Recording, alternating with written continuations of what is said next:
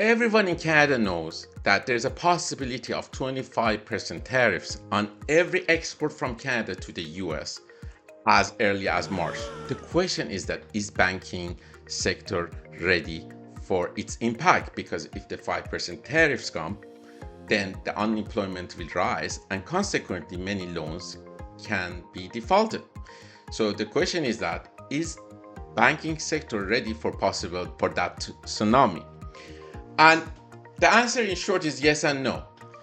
We look at ACL, allowance for credit losses, that the money that banks put aside for the losses in the next quarters, and they adjust it every quarter.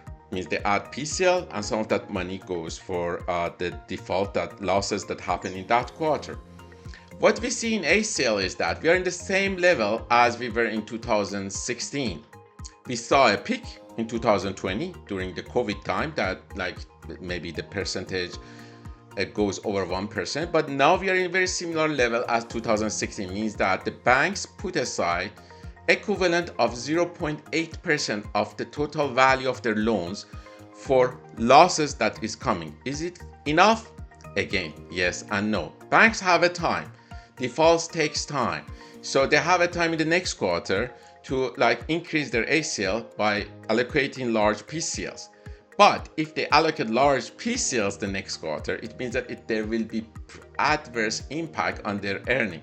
So in my opinion, if we face 25% tariffs on Canadian export to United States, the Canadian banks are safe and no catastrophic thing will happen to them. However, there will be pressure on their earning and their dividend. Thank you for listening.